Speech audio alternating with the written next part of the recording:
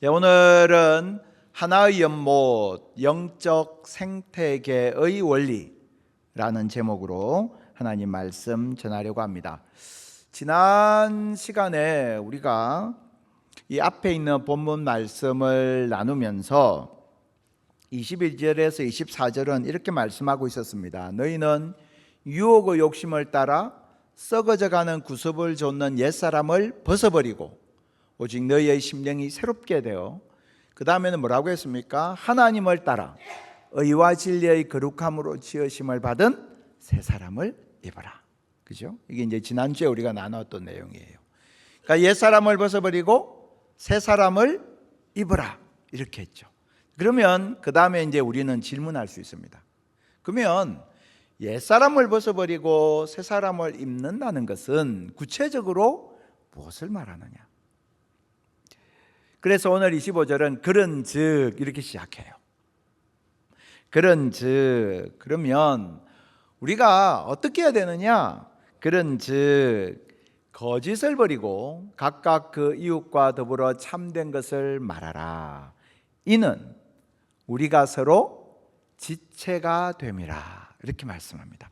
거짓을 버리고 참된 것을 말하라 하셨는데 너무나 타당한 말이지 않습니까? 우리도 내가 거짓말하지 말아야지, 내가 참된 것을 말해야지. 이 참된 것에는 뭐 하나님의 말씀, 진리, 그리고 진실된 것, 이런 걸 다 포함하는 것이거든요. 그러니까 내가 그런 말을 하고 살아야지라고 우리가 다 결심하지 않습니까? 근데 왜 그렇게 해야 되느냐? 이는 우리가 서로 지체가 되기 때문이다. 성경은 우리에게 그렇게 말씀하고 있습니다. 무슨 말이냐? 우리는 내가 말하는 사람의 입장에서 이 말씀을 받아요. 옳죠? 그렇죠? 우리에게 너희가 거짓을 버리고 이웃과 더불어 참된 것을 말하라 하셨으니까 내가 그런 말을 하면 안 되겠다라고 생각하는 건 마땅합니다. 그런데 우리가 말한다라는 것은 무엇입니까? 누군가가 있다는 거죠. 내가 말한다는 말은 내 앞에 내 말을 듣는 누군가가 있다는 말이에요. 그러니까 말한다는 이 표현 자체가 말하는 사람과 듣는 사람을 전제로 한 표현이죠. 자, 그런데 우리는 내가 늘 말하는 자리에만 있는 게 아니에요. 말하는 동시에 듣는 자리에 있는 겁니다. 그게 대화지 않습니까? 그 말은 무슨 의미를 갖느냐 하면, 내가 내 입술로 거짓을 말하면 그 거짓이 공동체를 이렇게 떠다녀요. 이렇게 돌아다녀요. 그 공동체에 거짓의 말들이 막 돌아다녀요. 내가 한 거짓의 말이 있고 저 사람이 한 거짓의 말이 있겠죠. 각각이 거짓의 말을 말했어요. 그러면 그 거짓의 말들이 공동체를 둥둥둥 떠다니다가 어떻게 됩니까? 다시 내 귀에 들려요. 내가 내뱉는 그 말을 다시 내가 듣게 되는 겁니다. 그래서요, 우리가 기억해야 될 것이 있습니다. 내가 어떤 말을 하고 사느냐, 그것이 내가 어떤 말을 듣고 살 것이냐를 결정짓는다는 거예요. 내가 어떤 말을 하고 사느냐가 내가 어떤 말을 듣고 살 것인지를 결정지어요. 그래서 주변에 있는 사람들을 늘 비난하고 비판하고 정죄하는 사람들의 귀에는 언제나 그런 말이 들려요. 반대로 주변에 있는 사람들을 축복하고 격려하고 위로하는 사람의 귀에는 언제나 그런 말들이 다시 돌아오게 되어 있어요. 우리가 거짓을 버리고 각각 그 이웃으로 더불어 참된 것을 말하라. 이는 너희가 서로 지체가 됨이라 라는 말씀의 의미가 바로 그런 것입니다.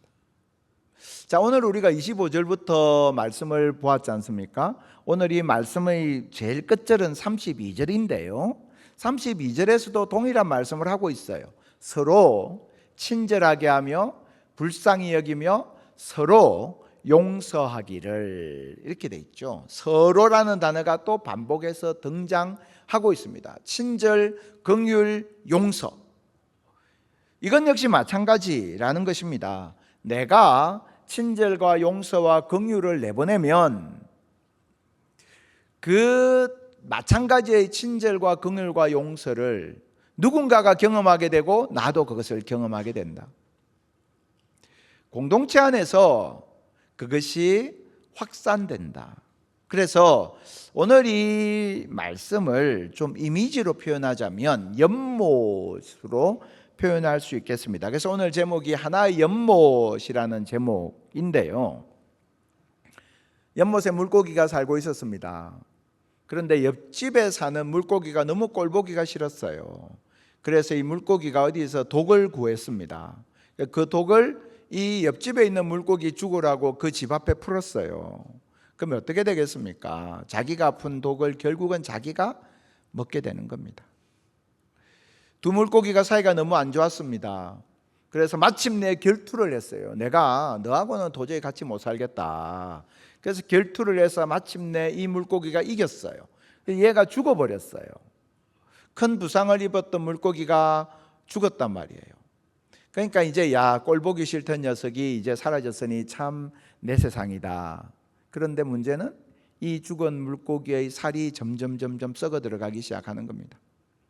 그리고 그 썩은 살이 부패한 것 때문에 물이 점점 오염되고 시간이 지나니까 이 물고기도 살 수 없는 그런 오염된 물이 되고 말았습니다.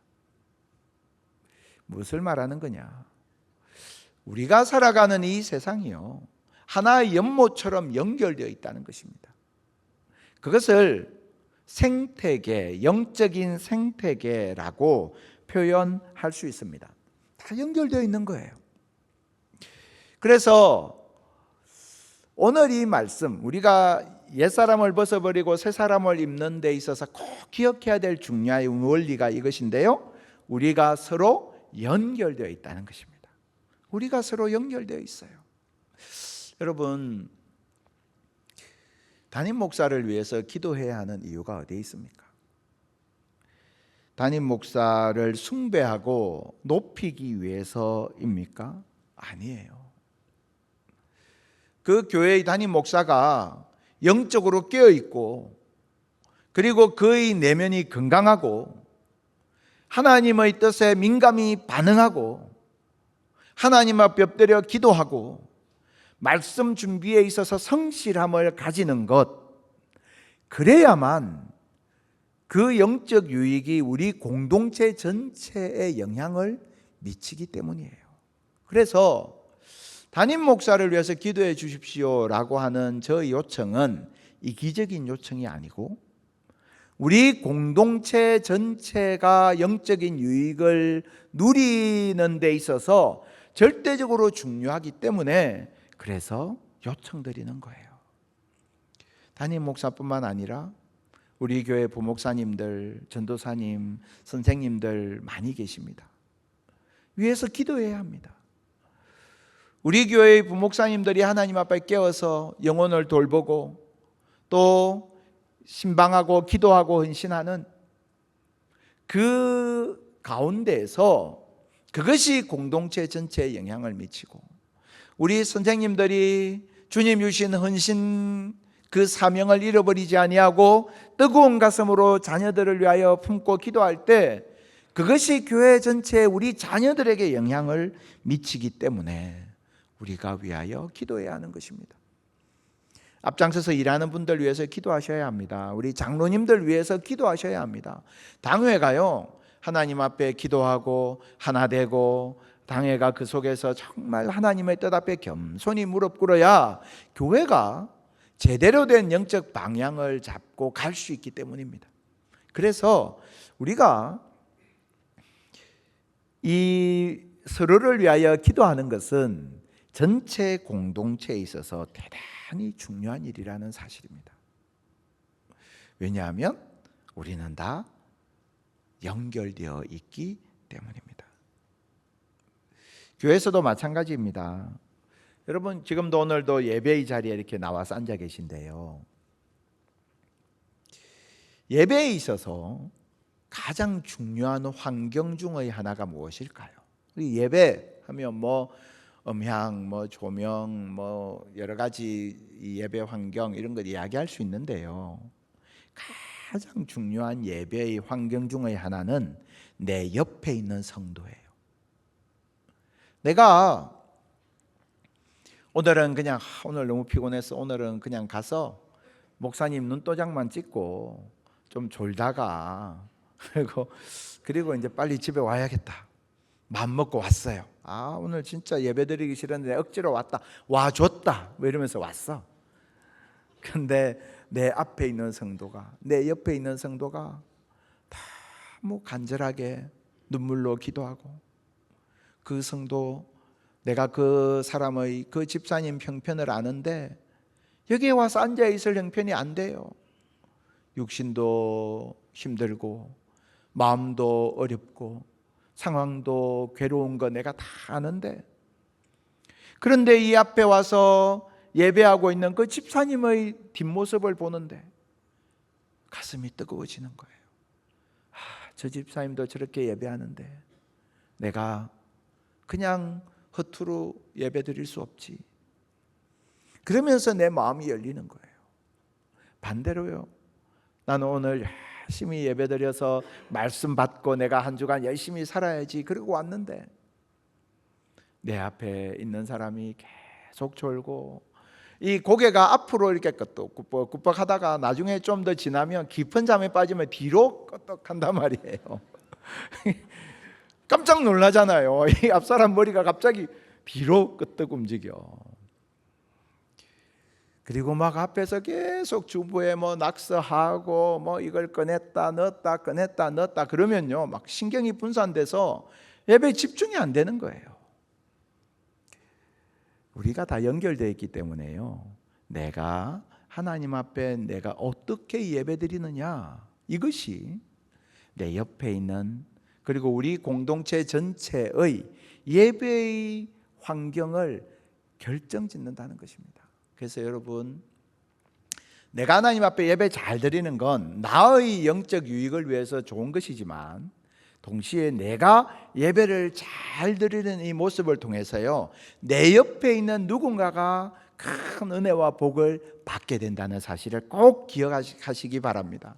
여러분, 부모님들 자녀들하고 예배 드릴 때 정신을 바짝 차리고 예배 드리셔야 합니다. 자녀들이 다 알아요.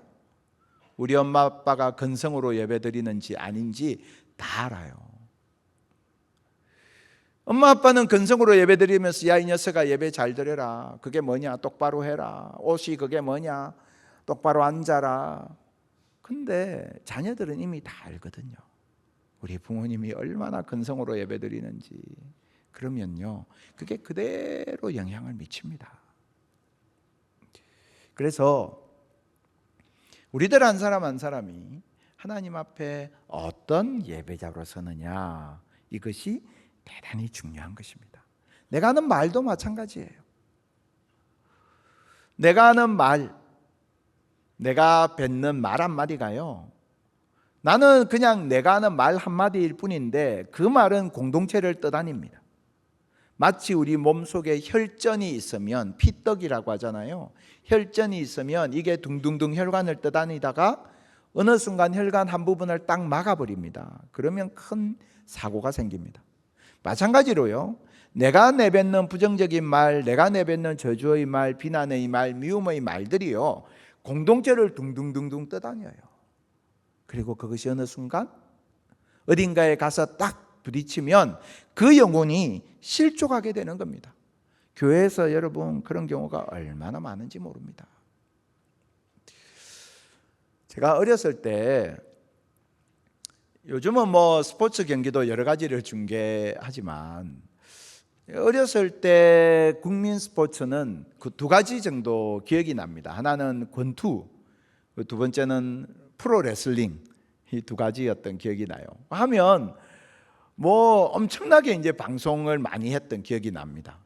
근데 방송을 하면 뭐합니까? 집에 TV가 없는데, 우리 집에 TV가 없었거든요. 방송을 하면 뭐예요? 볼 수가 없는데, 그래서 옆집에 가서 TV를 봤었어요. 근데 거기에 저희가 사는 동네에 우리만 TV가 없는 게 아니고 다른 친구 녀석들도 TV가 없어. 그래서 그 중계할 때 되면 한 집에 다 모여서 TV를 봤던 기억이 나요. 옛날에는 시골 같은 경우에는 전화기도 다 없었지 않습니까? 전화하면 어디로 전화합니까? 이장님 집에 전화해요. 그러면 이제 그 이장님이 동네 사람들 이제 연락을 해서 이렇게 와서 전화를 받는 거죠. 시골 마을을 생각해 보십시오. 아무것도 가진 게 없어요. 뭐 부족한 게 너무 많아요. 전화기가 다 있는 것도 아니고 TV가 다 있는 것도 아니고 차가 다 있는 것도 아니에요. 그런데 어느 집에 어르신이 낙상했다. 그러면 그 동네 유일한 차 한 대 가지고 있는 집이 그 어르신 모시고 병원에 모시다 드리는 거예요. 일손이 부족하다. 그러면 옆에서 다 모여서 같이 그 집 일손 거들어 주는 거예요. 그 마을 전체가 가지고 있는 자산은 너무나 부족하지만 그것을 함께 나누어서 어려운 일들도 다 해결해 갔던 거죠. 그것이 우리가 너무나 당연하고 자연스럽게 살아왔던 우리의 과거였어요. 자, 이것을 좀 유식한 말로 뭐라고 하느냐? 원래 공부를 한 학자들은 쉽게 말할 수 있는 걸 어렵게 말하잖아요. 이거를 이제 유식한 말로 이렇게 표현해요. 사회적 자본이라고 표현합니다. 자본에는 뭘 이렇게 돈이나 물건이나 이런 것만 있는 게 아니고 사회적 자본이 있다. 그러니까 이게 뭘 말하느냐 하면 그 공동체가요, 뭔가 그 안에 신뢰가 있고 사랑이 있고 협력이 있으면 공동체 전체가 가지고 있는 건 적어. 근데 이게 다 연결이 되어서 아름다운 결과가 나타난다는 거예요. 그 사회적 자본이에요. 아무리 많은 걸 갖고 있어도요, 다 제각각 자기 주머니에 숨겨두고 살면 많은 걸 가지고 있어도 다 부족해. 그런데 관계에 사랑과 신뢰가 있으면 별로 많이 가지지 않았는데요, 이게 서로 연결되어서 행복하게 잘 살 수 있다. 이게 사회적 자본 이야기를 하는 거거든요. 자, 사회적 자본이라는 측면에서 저는 지금 우리 한국 사회가 굉장한 위기에 있다는 것을 많이 느낍니다. 여러분 다 아시지만 정치적인 이 입장 차이 때문에요, 서로에 대한 이 갈등이 얼마나 골이 깊은지 모릅니다. 서로를 향해서 공산 전체주의라고 하고 극우 파시즘이라고 하고요, 서로 완전히 그야말로 치열하게 대립을 하고 있는 그런 상황입니다. 이런 상황에서 여러 가지로 기도하게 되는데요, 세상에 안 믿는 사람들도 아는 게 하나 있어요. 종교 역할이 뭐냐? 안 믿는 사람들도 뭐라고 말하느냐? 종교 역할은 사회를 통합하는 기능이다. 안 믿는 사람들도 그렇게 알아요. 그런데 지금 오늘날 이 사회에서 종교는, 특별히 우리 교회는 사회를 통합하는 기능을 얼마나 잘 감당하고 있느냐? 지금 우리는 사회적 자본을 다 까먹고 있어요. 서로 분열하고 갈등하는 가운데 국가의 신인도가 추락하고 있고, 우리 교회 성도님들, 집사님들 만나서 대화를 해보면요, 이러한 일들을 결국은 경기의 직격탄을 맞아서 사업이 다 어렵다고 이야기해요. 아무것도 안 되는 거예요. 그런 가운데서 오히려 교회가 서로에 대한 이 증오와 갈등과 서로에 대한 비방의 언어를 막 쏟아내는데 앞장서는 듯한 그런 모습을 보게 될 때 너무너무 마음이 아픕니다. 정치적인 입장이 다를 수 있어요. 그러나 언어와 표현이 폭력적이면 그건 예수님의 길은 아닙니다. 우리가 3월 2일 우리 교회에서 3.1절 기념 예배를 드리지 않았습니까? 그날 나라와 민족을 위한 기도의 제목들을 적어 주셨는데 그것을 봉헌하는 시간을 가졌지 않습니까? 제가 거기에 적힌 기도 제목을 하나하나 보면서 참 많은 생각을 했습니다. 정말 지금이 얼마나 우리가 간절히 기도해야 할 때인지, 얼마나 지금이 눈물 흘리고 하나님 앞에 부르짖어야 할 때인지 성도님들의 마음이 그대로 다 전달이 됐습니다. 근데 우리가 예배드리기 전에 2월 23일에요 한국교회 총연합이라고 해서 우리 교단뿐만 아니라 지금 현재 개신교계를 대표하는 연합기구가 한국교회 총연합이라고 합니다. 그게 이제 우리 교단, 그리고 합동, 고신, 감리교, 침례교, 성결교 대부분의 교단들이 다 들어와 있는 연합기구인데요. 3.1운동 106주년 기념 예배를 드렸어요. 예배를 드렸는데 그 예배에서 작은 문서 하나가 나왔습니다. 그 문서의 일부분을 제가 좀 읽어 드리려고 합니다. 우리 모두는 3.1운동의 정신을 기억하며 온 마음으로 서로 협력하여 자유 대한민국을 지켜내야 한다. 우리는 보수와 진보 그 어느 쪽에 속하더라도 함께 살아야 할 하나의 대한민국이다. 서로 증오하고 적대시하는 것으로는 평화로운 미래를 담보할 수 없다. 서로 용납하며 함께 대한민국의 미래를 열어가야 한다. 한국교회 총연합은 극단적 보수와 진보를 지지하지 않으며 이미 적시한 대로 헌법재판소가 법리에 따라 숙고하여 무엇을 결정하든 그 결정을 존중할 것이다. 모든 교회는 나라를 위하여 기도하되 권한을 가진 이들이 나라와 국민의 유익을 위해 부끄럽지 않은 결정을 내리도록 기도하기를 바란다. 106년 전 분연히 일어나 독립을 위해 목숨을 아끼지 않은 선진들을 그리워하며. 이런 글이었습니다. 여러분, 교회가 이 어지러운 세상 가운데서 해야 할 역할은 무엇일까요? 신자가 보여야 할 모범은 어떤 것일까요? 지금은 국가의 최소한의 권위조차 인정하지 않는, 그리고 폭력과 증오의 언어가 난무하는 그런 시대 상황 속에서 교회가 해야 할 역할이 무엇이겠습니까? 우리가 이러면 안 되지 않느냐? 우리가 하나의 대한민국인데 우리가 아무리 입장이 달라도 서로 폭력을 행사하거나 또 서로에 대해서 그런 식의 증오의 말을 내뱉거나 그렇게 하면 안 되지 않겠습니까? 우리가, 교회가 이 혼탁한 세상 가운데에서 그야말로 증오의 언어들로 탁하여진 이 사회 가운데서 사회의 공기를 신선하게 하는 허파 역할을 하고 이 사회의 공기를 숨쉴 만하게 하는 산소통의 역할을 하고, 그리고 이 사회의 그 긴장을 낮추는 그린벨트의 역할을 해야 한다는 것입니다. 그게 교회에게 주신 사명입니다. 그런 의미에서 우리가 지금 이 국가의 분열의 상황 가운데에서요, 이 사회의 최고의 보루인 교회가 해야 할 역할, 하나님 앞에 이 한 주간 정말 결연한 의지를 가지고 우리가 이 나라와 민족을 위해서 특별히 기도할 수 있게 되기를 바랍니다. 우리 정치인들이요, 자신들에게 주어진 권한을 남용하지 않도록 기도해야 합니다. 법관들이 나라와 우리 후손들에게 부끄럽지 않은 결정을 내릴 수 있도록 우리가 기도해야 합니다.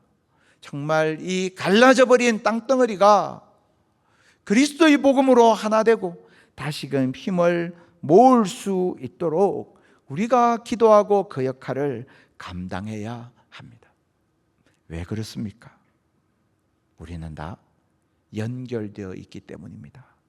우리는 다 연결되어 있기 때문에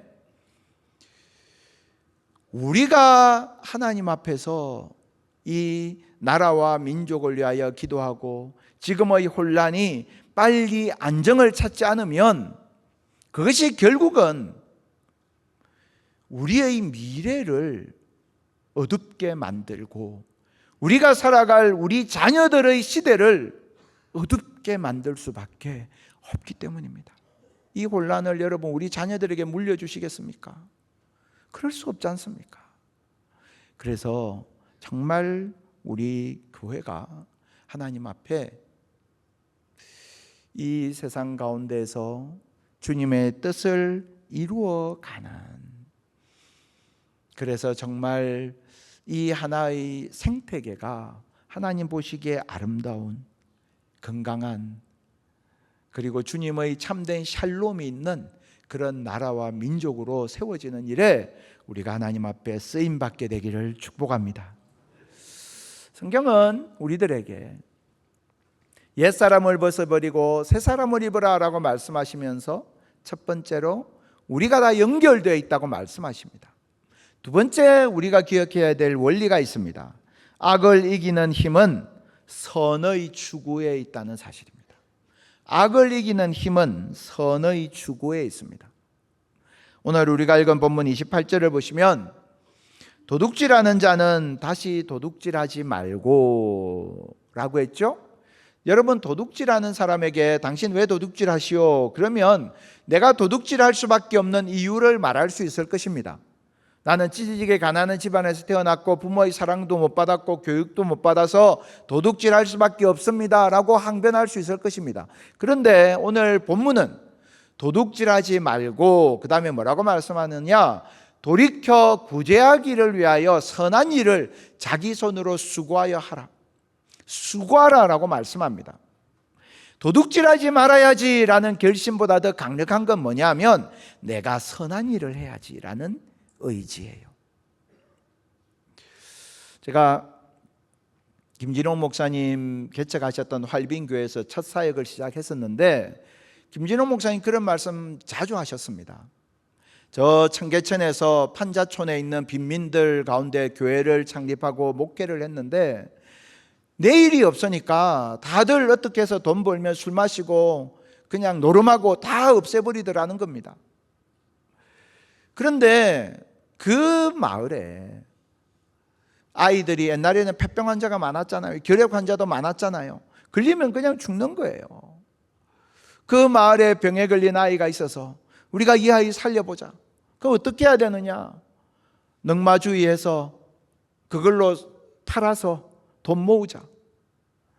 그거 돈 모아서 이 아이 살려보자.